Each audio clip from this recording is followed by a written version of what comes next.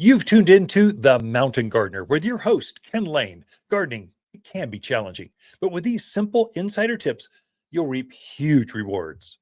Now, let's tune into today's Mountain Gardener with Ken and Lisa. And welcome to this week's edition of The Mountain Gardener. Your host, Ken Lain, here talking about the landscapes of northern Arizona. And we are into the thick of the planting season. Actually, as we get into the 80s and low 90s, it's kind of ideal for plants. They'll really take off with new growth. And what's happening is before we were in the 70s and it got cool into the 40s or high 30s, and the ground stays cold. So it's warmer in the day, but the ground, it's all about the ground. So the roots take off when the soil temperature gets up into that 55, 60 range. And when that happens, the top growth and the bottom growth, the plants are just going, I'm just feeling good. And they start rooting, growing. I mean, your tomatoes will start going like crazy. And so this is just a tremendous time to be planting even trees, even evergreens. So your Colorado spruce, they're starting to elongate their new growth. Again, that is temperature of the soil kind of triggered. So if it's warm, kind of goes, yeah, it's good. But when the temperature of the soil gets certain temperature, they just ignite with new growth. Pine trees, junipers, cypress, cedars, they're all kind of triggered by soil temperature. And I don't think we talk about this enough about gardening. We're thinking it's by frost dates. Yeah, frost dates are something. Frost is more about when does the environment kill your plants, mainly tomatoes, your tropical things. But really, soil temperature has more to do about when do plants activate and grow than a frost date does. This would be a tremendous time to be putting fruit trees in because you're going to root immediately. And so you will have bigger roots, more structure for next spring's fruit harvest. So you're going to set the stage for more fruit, more cherries, apricots, nectarines, peaches, apples, pears. You can go on and on. Nectarines. Oh my gosh. You can grow the most delicious, my mouth's watering just thinking about fresh nectarines off the tree. They're just amazing. And so those last few days on the tree make all the difference on how fruit tastes. It's much like vegetables. I mean, tomato, yeah, it's good. You know, they pick those things green. They ripen up the boxes. They're coming across the desert to land in your grocery store. They just taste so much better when they ripen right on your vines in your gardens. It's a game changer. Well, fruits, grapes, berries. I mean, the grandkids and I, we ate blackberries last year. They're coming off the brambles. And by the time we got done, we could not eat anymore. And our faces and our hands were just black. So I'm sure we drove their mother crazy. But hey, it's about connecting with your grandkids and eating out of the gardens. It makes a difference. And so you can do this too. Tremendous time. I'd say ideal time to be planting your summer blooming things. So this is crepe myrtles. I would say grapes. Grapes are late to wake up. They have no interest in spring. They want to grow when the soil is warm. This also goes for your perennial flowers. Most perennials, these are plants that come back year after year. So perennial and permanent both start with P. So they're coming back every year. Plant it once and done. And so it just grows over and over again. Most perennials are summer. They like the warmth. They don't care for the spring. There's some spring things. So candy tuft has been in bloom in my gardens for 2 months. Snapdragons, it's kind of an annual, as it grows for a year, but it thinks it's a perennial. So snapdragons repopulate. It's almost like a wildflower. It just reseeds itself everywhere.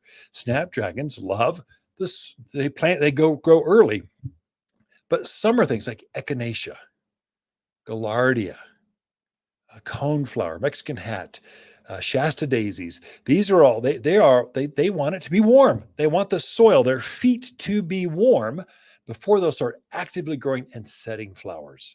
And so really, I defined June as perennial month. It's the month that most of your perennials look their best. This is also the time when your summer blooming shrubs look their best. So this is smoke bush. That's a beautiful Purple, it's not just purple, comes in chartreuse and green, but the purple one's the most famous, and the flower hovers above the top of the foliage, and it looks like it's smoking. It's a beautiful plant. It's a butterfly attractor of all things. So butterflies love the taste of that flower. This is when a lot of your autumn sages, a lot of your, anytime it says the word sage, it means loves the heat and wind. It will bloom from here through the heat. It loves that. And so it's waiting for soil temperatures to be warm enough. Then it's nonstop riotous, just color. And butterflies love sages. Anytime you hear the word sage or salvia, it's the same plant. Same with pinks, dianthus, and carnations. They're the same plant. So pinks have a little bit smaller flower. Dianthus has a little bit bigger flower, and carnations have a bigger flower. They're the same plant. The foliage is the same. Flower size changes a little bit, but they both love this time of year. And they're nice evergreen. They've been looking green and nice. They've been budded real heavily, but now they are in full bloom because of soil temperature. And so butterflies they're like magnets. I tell you, in my gardens, probably the two, I got several. So we love birds and butterflies. We garden for birds and butterflies. We like the activity. The birds are so riotous, they almost keep you, they're almost a nuisance. They're too loud sometimes. And butterflies, you can never have too many. But the flowers they love the most in my gardens are scabiosa, or pincushion flowers, the common name. It's a little plant. Up about, the foliage is maybe ankle high, but the flowers hover about a foot above that. And they look like pincushions, like you're sewing pincushions. And they're like butterfly landing pads. I just love that plant. If you've got a couple of those in your yard, you will have butterflies. I mean, all varieties. Another one is Gaillardia and Echinacea. These are both similar. Gaillardia blooms early. It's a native plant. Has a big sunflower kind of flower, not big as your hand flower, but it looks like a sunflower that's about just shy of a baseball size. So it's that big around. And butterflies, again, it's like a butterfly landing pad. They just love to land, rest, have a bite to eat, fly off and continue going. They just can't resist. So it's swallowtails, painted ladies, to monarchs. They all like it. And so in my trees, there are some trees that are just naturals for butterflies. One is mimosa, or silk tassel tree. So they've leafed out a little late this year. They're finally starting to bud up with flowers, and they will bloom nonstop through summer. And the entire tops of these trees will be nothing but hummingbirds and butterflies. You'll just see them floating around. I mean, with dozens, not just one or two. We're talking dozens of butterflies all up in the tree, kind of taking in the nectar because it has a lot of flowers. The local native that's very similar to that they just can't resist is desert willow. There's a wild tree that grows, maybe mid-teens. No taller than 20 feet. It's a short tree or a big bush. Many times it's multi-stemmed. Has these beautiful flowers on them, kind of vase-shaped flowers, which hummingbirds love. Anything with a long proboscis or long beak loves to get in there and just take out the nectar. And it just blooms like crazy. And the newer varieties of desert willows. So we no longer sell the native one because there's so much better native ones. We've bred the bean pod out of them. And so now we've got one so it blooms, and then it self-prunes that flower, lets the flower go, and automatically sets another flower. Instead of a bean, it forms another flower. So it's a repeat blooming desert willow.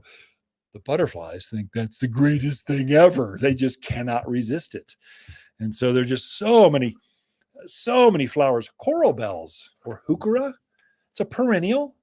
It's a nice foliage plant, but the flowers hover real tall above the foliage, up about a foot tall. Butterflies are all over that thing. It's amazing. Of course, butterfly bush. It's a natural. Butterfly bush just grows so well here. Another one is Russian sage. It's a kind of a blue spiky shrub up about hip high or so. They're companion plants with each other. Lots of butterfly plants. The best vine, I could keep going on and on. Honeysuckle. They just love vining honeysuckle or ground cover honeysuckle. You're going to have more butterflies when you've got honeysuckle. Anyway, we've got a list of the top 10 butterflies, or the butterfly list here at the Garden Center. Ask for one. They're free, or go online to watersgardencenter.com. Just type in butterfly list. It'll just pop right up for you. Got a lot in store for you. Be right back after we take a break. Watters Garden companion plants for June are sunburst locust, moonshine yarrow, silverberry, and Hall's honeysuckle. Ideal at growing up fences, walls, or as a ground cover.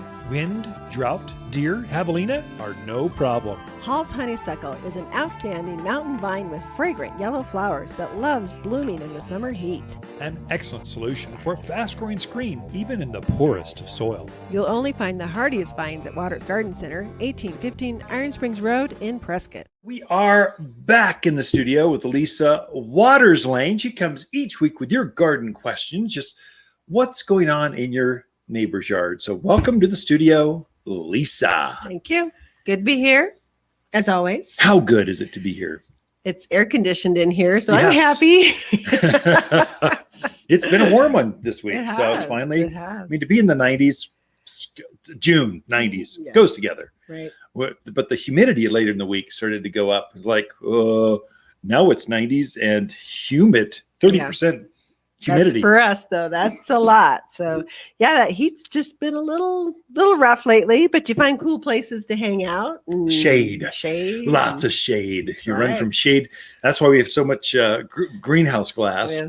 Yes, it controls the spring cold, but then we've got automatic shade structure. Shade it draws over Mhm. so it gets the sun out of the greenhouses. So you kind of jump from one greenhouse to the other greenhouse to the tree racks. Yeah. So And then you just squirt yourself with the hose while you're out there, too. we need customer umbrellas. Everyone's issued an umbrella so they could walk out and shop the shrubs and Okay. maybe that's too I'll much. work on that. Yeah, no.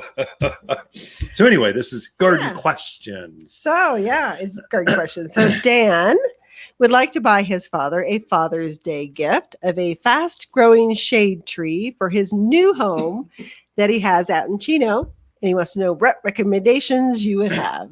So yeah, Chino Valley, there's some beautiful trees. Actually, that whole valley from Prescott Valley, Chino Valley, Paulden, that whole area is sort of the same. Mhm. And so I would even say Dewey, that Dewey, where you get that tunnel effect through those hills. But you need trees that can take sun, wind, and they've got that hard pan, that soil. And then most people are on wells out there. Not everyone, but most people have a well. So they tend to terribly overwater things. It's just amazing how much, when water's free, you just every day let it run nonstop. And so it just kind of, you need trees that can handle that. Mhm. And so, gosh, some ideas. Fast growing shade tree as a Father's Day gift. Yes. Perfect weekend for that. And so I would start with sycamores. Mhm. One of the biggest growing natives. There's a Arizona variety and a European called Blood Good variety. And fast growing, big leaf, thick shade. Takes the wind. Mhm. We take all that what we're talking about. One that's sort of like that, there's a lot of them up and down that valley, is Autumn Blaze maple. Mhm. It's a big growing maple. It's the fastest growing of the red maples. And so it gets up maybe 35, 40 feet tall, kind of 20 feet wide, and it gets there fast. Yeah. And thick shade. Again, it's a Mhm. very good tree. Uniquely made to handle the wind. It doesn't Sure. get that leaf tear Right. that so many maples get. Neither does a Yeah. sycamore. Mhm. What else? Golden locust. Locust would That'd be be a good one, so- excellent. Some of the elms, like the Princeton Oh, elm, yeah. would Shoot. be an amazing That's a weed. tree out there. Yeah. Now, don't plant Siberian elm or Chinese No, elm. no, It's a no. weed. Truly, its seeds come up everywhere. But there's new varieties we've bred. That there's a alley elm, gets Mhm. bright red in the fall, doesn't get the seeds, grows fast, super deep rooted, Mhm. very drought hardy, Yeah. doesn't get the elm leaf skeletonized. It's got everything you want from the elm, like the native elms that grow around here, but without all the problems. We Yeah. bred all that out. There's an American elm. We saw the one that's downtown Prescott. Mhm. That would grow very well in Chino Valley. It gets big, Yeah. like So- instant shade. Lots of options to come check out. Yeah, oaks. Boy, I keep ash.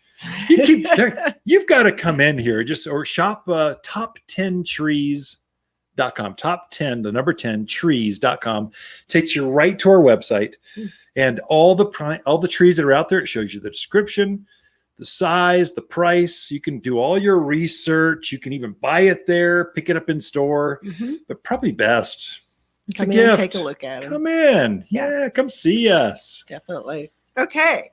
Meg is in Prescott. She has a very dark shade spot in part of her house that she wants some shorter shrubs and some flowering perennials. Oh, okay. That's pretty easy. So, yeah.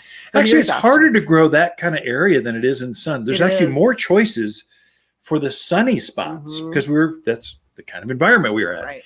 But dry shade is actually you can do that. It's just a little bit more. The choices aren't as broad. Right. Of course, number one selling flower for dry shade, hostas.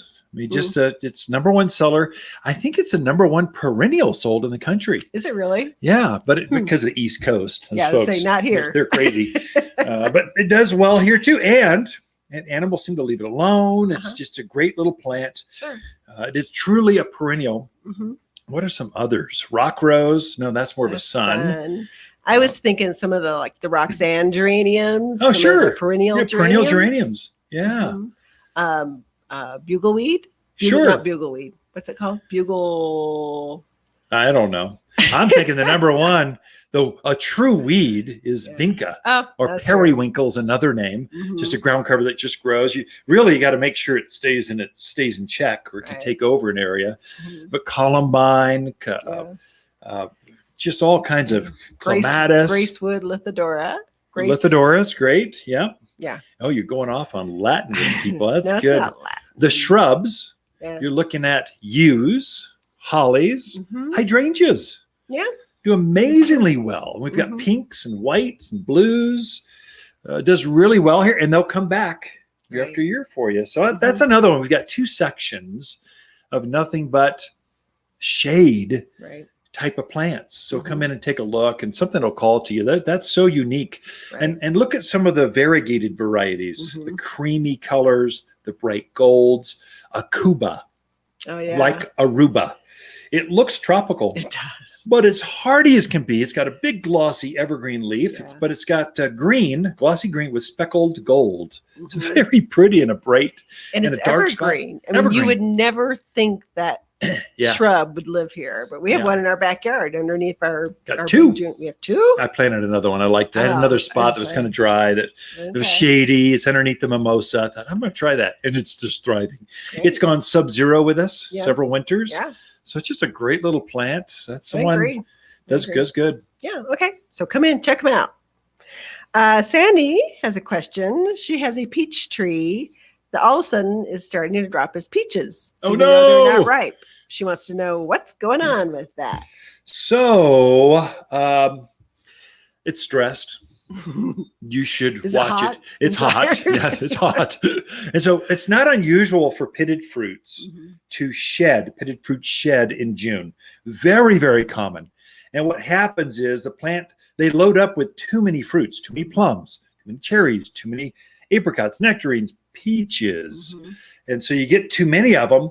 And so now it's gotten hot. Your irrigation that you had can't quite, the plant wants more moisture than it's getting or receiving, or it's hotter. It could actually be it's perspiring faster than it can take up from the roots. Literally, the roots only have so much capacity. And then if it perspires faster, it's hot, faster than it can take in water, it can drop fruit. So it'll self-prune. Right. Now, if the leaves are turning yellow, that's different than fruit drop. So I'd say you probably want on any pitted fruit at least half the fruit to go away. Otherwise, you're left with hundreds and hundreds of little tiny plums, little tiny peaches, little tiny fruits, and it's all pit, no flesh. So you really do need to thumb prune some of that fruit off of there, and that'll help the fruit that remains to be larger. So it's not concerning to have some fruit drop. I think most folks freak out. They see 3 peaches on the ground and they need to see 103. and they're going, oh no, what do I do? It's common. And then I would obviously water. Mhm. You might even supplement, hand water some extra, put a soaker agree. hose around that. That'll help that plant. You make sure that all the roots are hydrated instead of just where those two drip emitters are. That could be part of it too. Oh, So, definitely. Yeah. I've seen way too many people with their emitters way too close to the trunks of their Yeah. trees. You got to move them out, people. yeah, and increase the numbers. So Right. great questions this week, Lisa. Thanks for coming in. So Sure. Ken and Lisa Lain, the Mountain Gardeners. We'll be right back. Watters Garden companion plants for June are golden locust, silverberry, Hall's honeysuckle, and portulaca. Portulaca tolerates blazing sun where the neon flowers attract butterflies. Available in red, orange, violet, white, and pink. Great for containers, rock gardens, between sunny stepping stones, or any hot, dry garden space where nothing else grows. The brighter, the better. You'll find the toughest bloomers at Watters Garden Center, 1815 Iron Springs Road in Prescott. So everything is growing fast. An insider tip on how to care for topiaries. Now, topiaries are the large, people think bonsai. Start little tiny things on a desk that's got little tiny structures, and they're ancient. And out in the landscape, the big forms of that are called topiaries. These are artistic pieces. They attract you into the gardens, and they can be pom-pommed, spirals, there are all kinds of structures. And so we've probably got, 2, 3, 4 dozen topiary plants, whether they're pine trees or junipers, or there's all forms, all types of plants. And the way you care for those is very, very simple. Usually you're going to try to keep that the same size. Don't let it grow.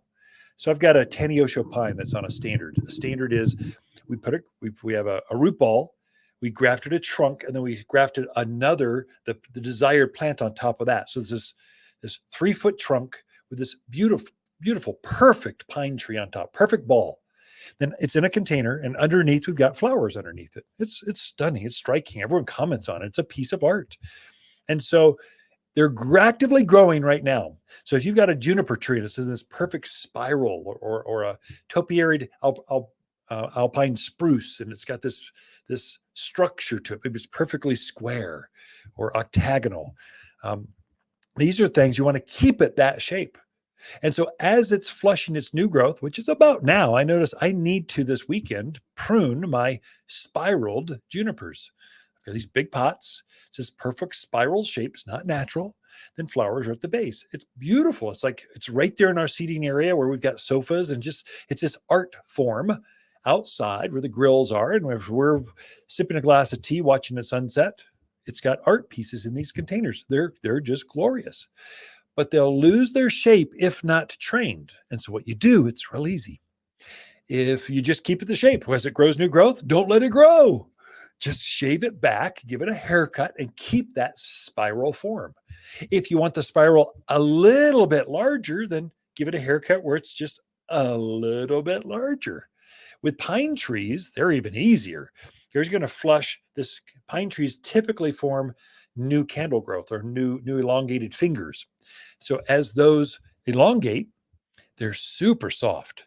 So you can just go through and pinch them off with your thumbnail. Just pinch them right off, or a few scissors, pruners, or whatever. I would just pinch off each of those new fingers coming out, and it will keep that structure. So pine trees only flush growth once. And once you prune it back, you're set for the year. That's all. So once a year and you're done, and it's done in spring now as it's flushing new growth. And so if you've always been timid about, I don't know if I want to have that kind of maintenance, it's the easiest maintenance ever. It beats a lilac or fruit tree any day. It even beats your perennial gardens because you got to take a mower or weed whacker or something. This is just thumb prune the new growth off. It's super, super easy. There are some, like we've got a weeping Atlas cedar. So cedars grow wild. So deodar cedars are probably the biggest of all the cedars. They're huge. There's some in town that are 80 feet tall. They're 25 feet wide. They're ginormous. Just let them keep growing. A cousin to that is called an Atlas cedar.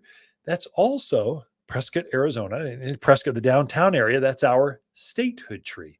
So when they opened the courthouse 100 years ago, a little over that, they planted a couple pairs of Atlas cedars. And so the biggest trees on the front side of the courthouse where Bucky O'Neill statue is, those are Atlas cedars. They're magnificent. They're huge shade trees. They've got to be 80 feet tall again and 25 feet wide. Well, a cousin to that is weeping Atlas cedar.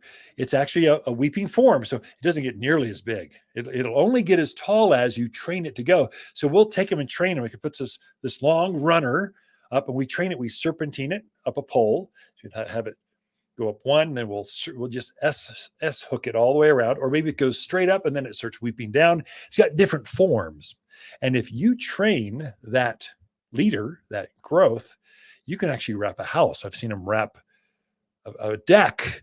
It's fun. I mean, you just train it where you want it to go. And when it's done growing, when you don't want it to grow anymore, just don't let the leader grow, because it puts all of its energy on the front tip of that thing.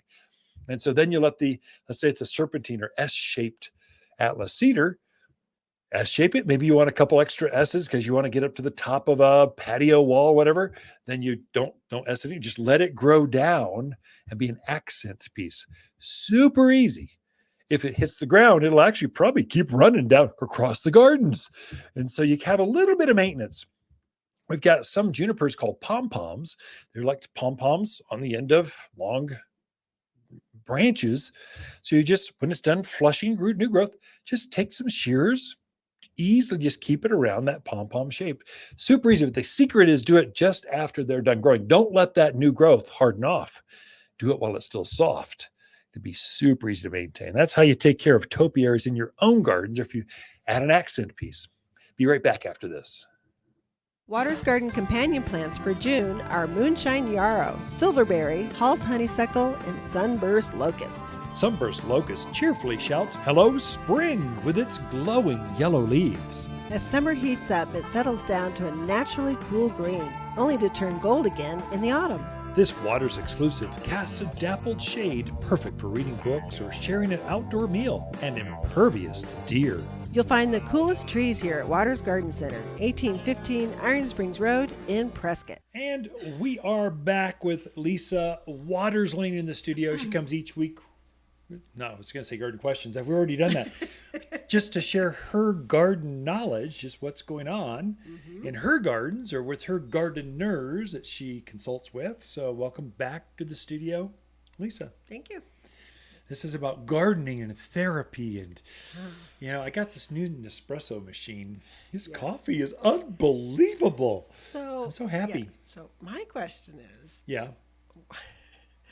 You get a new Nespresso machine. You take it into your office at work. Yes, I at did. At home, we still have this old ancient Keurig machine. Well, it brews good coffee. My machine I had here this LED screen went out, so I got one because I couldn't read whether it was cooking, brewing, self-destructing, not cooperating, or what. So I figured it was time, and we had one of those. I think when we were in South Korea. I think we had an espresso machine in the room. Or maybe it was Ireland. It would have been North someplace. No, I got nothing over there. So anyway, pretty sure it wasn't Ireland. I liked it, so I thought I'd try it. Yeah. It works. No, I'm happy. cool. I'm pleased. I know where to come to get a good cup of coffee. You know what, honey? You own one of the largest garden centers in the state. Feel free to buy one. Get one for yourself. I'm too cheap. Okay. And I know It's it. true. Gardening. Which I'm not cheap about is gardening. I do love my plants. So, yes. So gardening. So I've had a lot of people in talking about how they want to attract more pollinators in the yard. Bees, butterflies, all those things that Hummingbirds. Hummingbirds. The things that help pollinate. And the big hit this past week has just been butterflies. Yeah. And it does, I always kind of lose track of when the butterflies come through, when they show up, but you are starting to see quite a few more out there in the yard. So it's a good time to put out things that attracts those butterflies. I agree. I saw swallowtails way early, like March, April. It was really early. Then the painted ladies, the little tiny, like half-sized ones, that have orange markings all over them. And then the monarchs show up in May sometime, typically end of April, May. Mm-hmm. And so now kind of everyone's out. All the butterflies are out. Right. So it's kind of fun to watch them. Of course, a lot of that is all about timing of flowers. Their nectar, they need a place to take in energy, and flowers are their source. And then some water. They'll be in kind of mud ponds and places where they're getting water and stuff. So, and all that's available now. Right. Yeah, I did read that if you really want to attract the butterflies in, just having a little spot in your yard that has a little really moist, little muddy spot to that. They love that. Yeah, so were your dogs. Your Labrador Retriever will go out there and lay right I in it said and go, little. I'm coming in to lay down on that new couch you just got. You happy, Mom? That's actually our little schnauzer the other day did that. There was a big puddle out at the store actually. And she looked at me and she just laid out and flat laid out in it and just looked at me like, deal with that, lady. I was like, oh, little booger. But dogs are fun. Dogs are fun. Cats don't do that. You should become a cat lady. You're a dog lady. Never I'm a mind. dog lady. Our daughter's a cat lady. But butterflies, you digress. So a little muddy spot, perfect for them, but also a lot of the different flowers that you can put in. So butterflies like landing pads. You know, they're not into the tubular stuff like the hummingbirds are. They like flat landing pad flowers. They're like plaid landing pads. Say that. Yeah. Moonshine yarrow is yeah. great for that. We got some new moonshine in that is just gorgeous. That bright yellow looks so nice out in the yard. We also got one called Desert Eve Red, which is a really nice yarrow red. as well? Mm-hmm. Oh, nice. Okay. So super plants, got a hot spot, put a yarrow in it. You got a spot that is a little drier maybe than some others. That yarrow is perfect for that. Yeah. The golden sphere coreopsis, which is a really round, it almost looks like a marigold. Yeah. A lot of people confuse them because it's just got this really big flower to it. It's absolutely gorgeous, but perfect to put out there for those little butterflies. And both are to yellow. land on. So yellows and blues seem to attract pollinators better than anything else. So those are both yellows that are strong. Perennials. Those are all perennial. They come back every year. Great perennials. Pincushion flower is another really good one for the butterflies.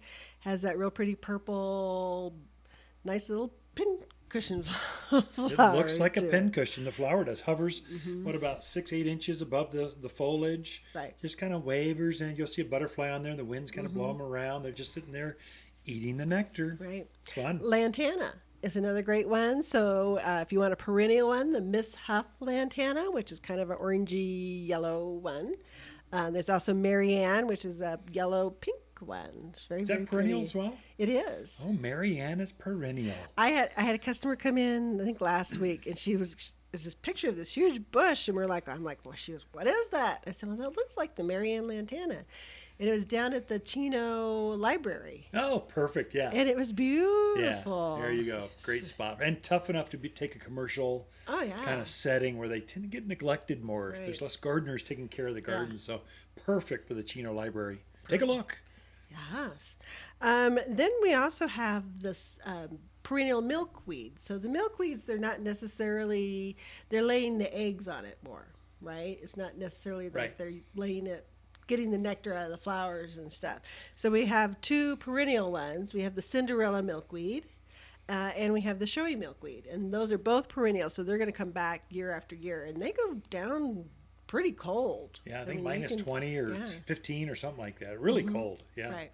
And the reason they lay eggs on that is the larvae will come out and eat the milkweed. And as they eat the milkweed, they become poisoned to birds. So birds won't eat them as long as they're eating milkweed. If they eat other stuff, birds will go, oh, delicious.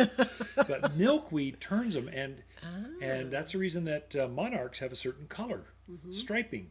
It's warning to the birds going, don't eat me because I'm going to be bad. I'll give you a stomach ache right now. If you eat right now, it's to give it because I've been eating milkweed. Right. In fact, some of the varieties of butterflies will take on the coloration of monarchs just because, well, birds know don't eat this. So they just it's brilliant. Nature is so smart. Nature is so smart. Yeah. That is true. We also have tropical milkweed, yeah. which is a little bit showier in flower. Comes in the red and the yellow.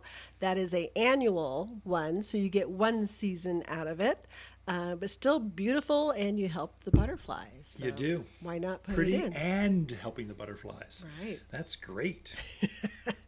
And then, of course, butterfly bush. Yeah, number one. You have to have that. And everybody goes, does it really? Yes, it does. So they actually came out with a new one this year. It's called a sparkler series. That sounds pretty.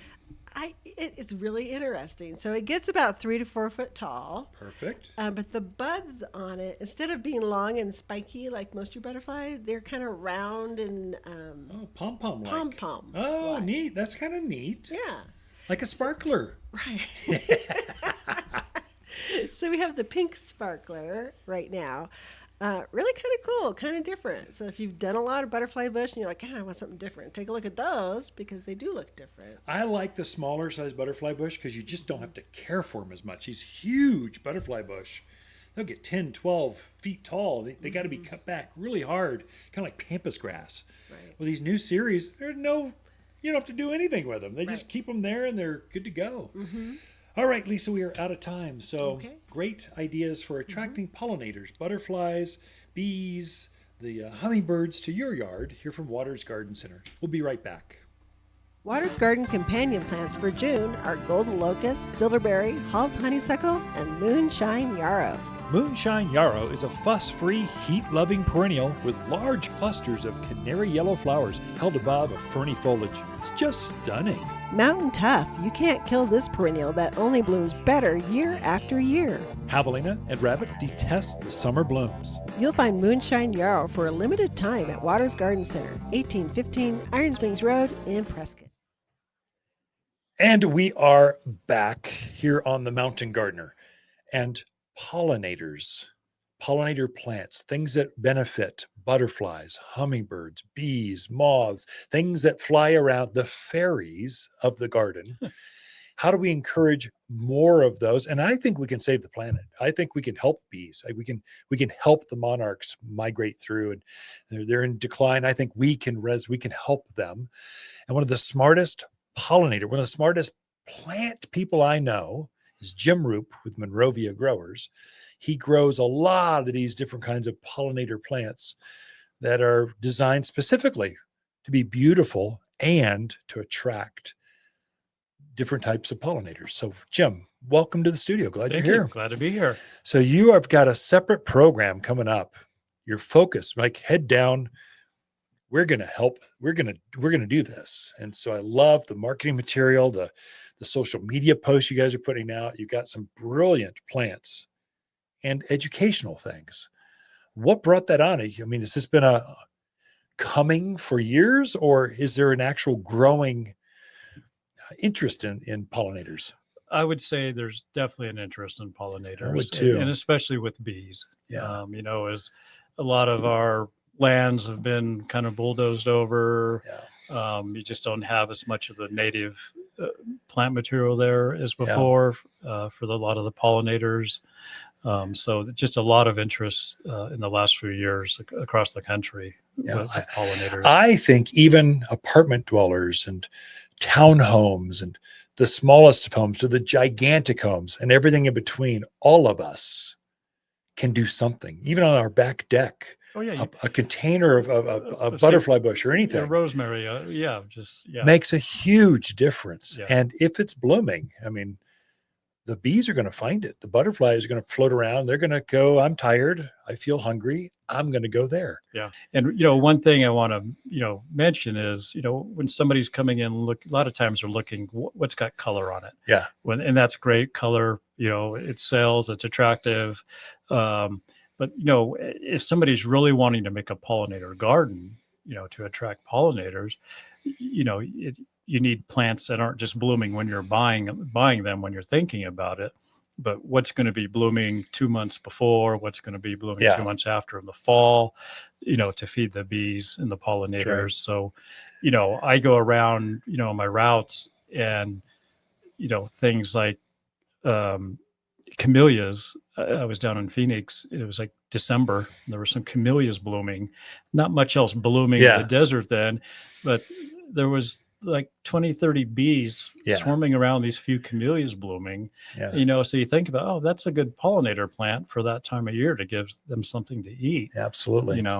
So it's important to just think, through the season, if you're wanting to make a pollinator garden, it's not just what's blooming then when you're thinking of making it, but you got to think about throughout the year, what can I plant in my yard that's going to Absolutely. feed them consistently. I think of often, just to be selfish.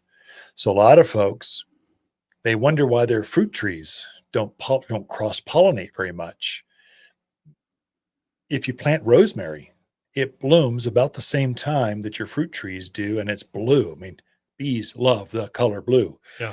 They're just attracted to that part of the garden. They can't resist it. And while they're there, they're going to pollinate your vegetable garden, your fruit trees, your berries. They're just going to naturally be there because they're foraging. They're looking for flowers to pollinate back and forth. Yeah. That's what bees do. I love to have like rosemary or caryopteris around my garden. Sure. Yeah. Because those are good. Especially the caryopteris is a good summer blooming Oh, plant, early summer blooming. When your squash is blooming and some of your other things you need pollinators for. So it's really crucial to think about having some key shrubs that are a magnet. They're just like eye candy to the bees as they're flying over at 100 feet. Like, whoa, dive down there and visit. Right now we have Salvia gregii, or autumn sage. Although it's spring blooming, we call it autumn. I don't know why, but it's just Salvia gregii is in full bloom. The hummingbirds are all over. They're almost a nuisance in the greenhouse. I was like, come on, guys, come on. I just need one to share. So they really, really like that. The bees like that one. Yeah.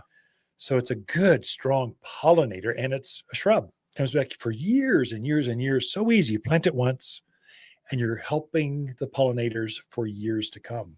I think we can be better. We can save the world. We can save the bees. We can save butterflies, monarchs. We can do this. Yep. And all it takes is a few key strategic plants to encourage them to come into our gardens. It's sad that we bulldoze over entire prairies, put up homes, rock it over, and then we don't think in terms of what did we just do? We can actually reintroduce some key pollinator plants that'll help them. Right. Exactly. Yeah. So what's your favorite? What's a collection people could use maybe that you see at the farm that we're going to have here at the garden center they could plant in their own yards? Yeah. As you mentioned, the salvia, the autumn sages are just great for long-term color from when they start blooming in spring all the way through summer and into fall. So you can't beat that. Things like coneflowers. Oh, good choice. Yeah. The rosemary we talked about, agastache. Sure. Summer bloomer. I love buddleia. Butterfly bush. You can't go wrong. Yeah. But I like that one because it attracts us hummingbirds, butterflies, and the bees. So it's a triple. Yeah. Win-win-win. Can't go wrong. Yeah. But just a lot of the perennials you're going to be getting in April, May. I loved your new Miss Molly series of butterfly bush, because butterfly bush is too big for most yards. And so you figured out how to dwarf it, how to keep it in check. So now it only gets chest high or hip high instead of the size of a garden shed. Yeah. And so now we can have the same flower, same bloom cycle, even better colors without all the maintenance of, cutting this thing back. So it's a brilliant move. Love it. That new, what's it called? Lilac, Little Rascal. Did I get that right? Little Darling. Little Darling. A dwarfed lilac, which bees are going to like, bright blue, not purple, bright blue. And then it blooms twice. Once in the spring, great fragrance. And then when the monsoons come, it blooms again. Yep. So, God, genius. And that one goes back to it's going to bloom late winter, very early spring when not a lot of perennials aren't blooming or anything. So it's, nice to have that as a pollinator plant for when a lot of stuff isn't blooming. So I would encourage folks, if you're thinking in terms of pollinators or just fun, if you just want to make your garden dollars go farther for longer, perennials are a great way to go. And I define perennials as those plants that come back year after year. a lot of perennials hibernate underground, like you said, the echinacea, some of these others, coneflowers. Yeah. They hibernate underground. They come back fresh every year. But I also define some of the smaller shrubs as a perennial. So your Salvia gregii, the shorter dwarfed lilacs. You've got a new dwarfed forsythia. Brilliant little tiny plants. They go in gardens, they go in containers, go in raised beds, or just in the landscape. But now you put it in once and it's going for years to come. Right. That's a great way to get the most out of your landscape dollars. And they're a little bit more expensive because you're holding them on for 2-3 years. But when you put them in the ground, you get decades of enjoyment. The average age of a peony, 50 years. They stay in the ground pretty much a lifetime. Think about that, Ken. You spend $39, $49 for decades of enjoyment. there he is. Is that a deal? Are you a salesperson or what? You can go spend $49 on a dinner for an hour. It's enjoyable, but $49 for decades. I like it. I'll give you a $20 bill later after this. That's pretty good. That's actually a good point. That's not wrong. It's not wrong. It's at pretty all. good. Yeah. So I think you can blend perennials and annuals. There's this mixture. You can make it beautiful, but basically coming back to it, pollinators. We can make a difference. We can attract. There's nothing more beautiful than a swallowtail butterfly floating around the back patios, sucking on the nectar of all your container plants. Yep. It's a magical experience. Hummingbirds coming in, just buzzing around, eating the nectar from your flowers. That's a magical experience and unique to, I think, the mountains of Arizona. Well, Jim Rupe with Monrovia, thanks for being here. Thanks for taking a moment in the studio. Thank you, Ken. And thanks for bringing in such great plants for us. I know I like to think that we're special, and I know we are because you take care of us like no one else. So Monrovia Growers, Ken Lain, the mountain gardener. We'll be right back right after this. Watters Garden companion plants for June are moonshine yarrow, silverberry, Hall's honeysuckle, and sunburst locust. Sunburst locust cheerfully shouts, "Hello, spring," with its glowing yellow leaves. As summer heats up, it settles down to a naturally cool green, only to turn gold again in the autumn. This Watters exclusive casts a dappled shade, perfect for reading books or sharing an outdoor meal, and impervious to deer. You'll find the coolest trees here at Watters Garden Center, 1815 Iron Springs Road in Prescott. So on June 21st, it's in about 3 weeks, there's a famous garden tour that's been going on in Prescott, Arizona for many decades. The Alta Vista Garden Club has a garden tour. They curate the gardens, who's going to be. You get to see people's personality come out in their yard. So you get to see these 4 distinct, very unusual local gardens, and they're fabulous. And they host this garden tour every other year. So that it won't be available until 2020, 7 with the next garden tour. I encourage you. It's worth every $21. That's how much it is. $21. They grossly undercharge. They should be more like $39 or $49, but it's worth a day. You show up at a point, you pick up your ticket, they give you the map, you go around and see everyone's tours from like 8 to 3, and then you go have lunch. It's a great place. Great tour. Alta Vista Garden Club tour. That is going to be June 21st from 8 to 3. We have tickets here at Watters Garden Center. Please come get one. We're basically a collection point for them, and we just give all the money to them. And then they go and do good work with other public gardens in the area. It's a great club, but this tour is over the top. It's worthwhile. Alta Vista Garden Club's tour June 21st. Come get your tickets here at Watters Garden Center and just have a good time. We've got tropical hibiscus just came in. You want a beautiful patio. There's nothing like a hibiscus. Tropical hibiscus are those hibiscus that have flowers that are as big as your hand. Bright fluorescent colors. Now, most folks don't know how to grow them. I thought I'd give you just a real quick tip on how an insider's doing. My name's Ken, just gardeners talking over the airwaves. Here's how I grow my hibiscus. Now, we've got a A hardy variety called Rose of Sharon, that's out in the yard. You plant it, it grows into a gigantic shrub or a small tree. You keep it out there. These are tropical varieties. They need to be in a container. You're going to grow them on the back patio. You're going to grow them out on a bright sunny deck, someplace where they soak up the sun. And then they will put on literally dozens and dozens and dozens of flowers this season. Here's the insider tip. You're going to bring these things indoors like you do some of your other houseplants. So you're going to treat it like a houseplant starting the end of October through the end of April. That's when it's frosty outside. Here's the mistake people make. The internet says, let them go dormant. Don't water them. Neglect them. Let them shut down. Don't do that. You want to keep them actively growing. Put them in the brightest room you've got. Keep them blooming. Keep them growing.